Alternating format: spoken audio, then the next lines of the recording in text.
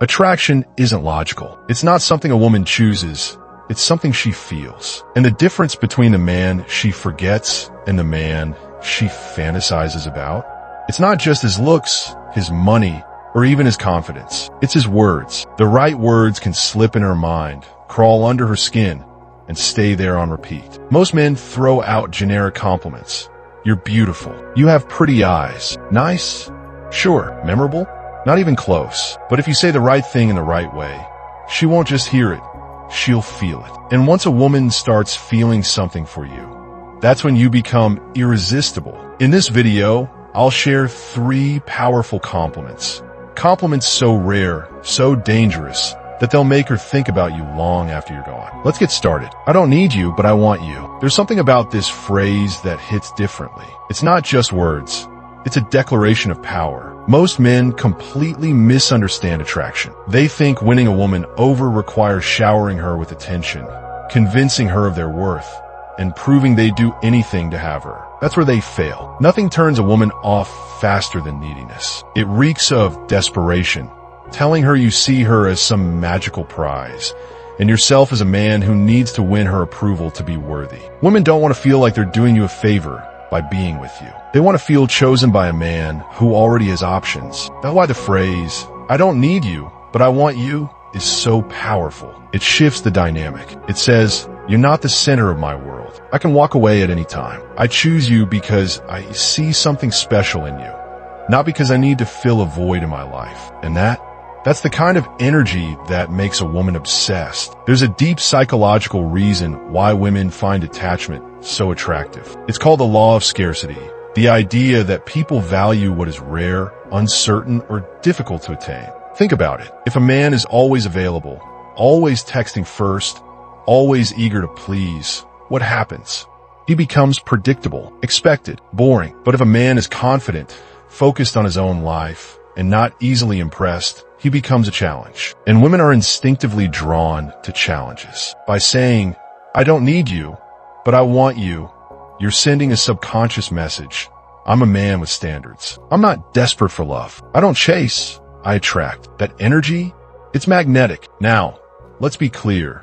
This isn't about acting like you're too cool for her. It's not about being rude, dismissive, or emotionally unavailable. Confidence is about knowing your worth. Arrogance is about forcing others to recognize it. Big difference. If you deliver this line with an arrogant smirk, she'll see right through it. She'll know it's just an act. But if you say it with genuine confidence, if your actions back it up, if your life is already full of purpose, passion, and personal fulfillment, she'll feel it. And that feeling is what makes her unable to resist you. The key to making this phrase work is timing and tone. Don't just blurt it out randomly. Use it in moments when she's trying to gauge where you stand. For instance, if she asks, "Do you really like me?" respond with, "I don't need you, but I want you." If she says, "What do you even see in me?" don't list reasons like a desperate man. Instead say, "I don't need you, but I want you." If she starts playing hard to get or testing you, this phrase instantly resets the power dynamic. It shows her you're not afraid to walk away. And in that moment, that's when she starts chasing you. I bet most guys don't make you feel like this. Words have power, but not all words are created equal. Some get ignored, some get a polite response. And then there are words that sink deep into the mind. Words that make a woman think about you long after you're gone. This phrase isn't a compliment. It's not a question. It's something far more powerful, a suggestion. When you say, "I bet most guys don't make you feel like this," you're planting a thought in her mind, one she can't help but explore. Now she's wondering, wait, do I feel different around him? What exactly is he doing that other men don't? Why does this moment suddenly feel more intense?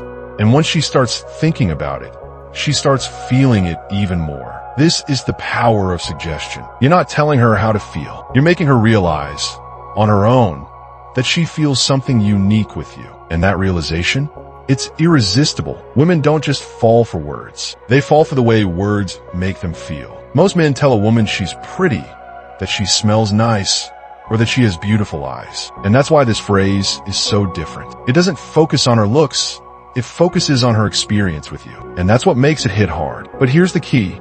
you have to back it up. You can't just throw this phrase out there and expect magic. You have to create a moment where she feels different around you. This means holding eye contact just a second longer than usual. It means slowing down the conversation so it feels deeper, more intense. And it means saying this phrase when she's already feeling a spark. If you do this right, she won't just hear your words, she'll feel them. And that feeling will keep her coming back for more. The secret to using this phrase lies in timing. Drop it too early and it feels forced. Say in the wrong moment and it loses its power. Here's when to use it. After a deep conversation. If she's opening up, sharing personal thoughts, or laughing more than usual, this is the perfect time. During a moment of chemistry. If you can feel the energy shifting, maybe there's some flirting, maybe she's looking at you differently, this phrase seals the deal. Right before you leave, saying this phrase before ending a conversation or parting ways creates a lingering effect. She'll be thinking about it all night. The best part? This phrase doesn't just make her think, it makes her feel. And at the end of the day, that's what makes a woman chase you. I know your trouble, but I like it. There's a fine line between attraction and obsession. And this phrase? It pushes a woman right into obsession. Why? Because it taps into one of the deepest psychological drives in a woman's mind. The desire to be wanted, but not easily controlled. Most men make the mistake of being too agreeable. They nod, they compliment, they try to prove they're safe and nice. But here's the problem. Women don't want safe. They don't want predictable. They want a man who sees their wild side and embraces it. That's exactly what this phrase does. When you say, I know your trouble, but I like it, you're doing something incredibly powerful. You're acknowledging that she's a challenge. You're suggesting she has a side most men can't handle. And you're telling her you see through her innocent act and you're still intrigued. This taps in her ego and her curiosity at the same time. Now she's wondering, does he really think I'm trouble? What does he see in me that other men don't? Why is he so confident about handling me?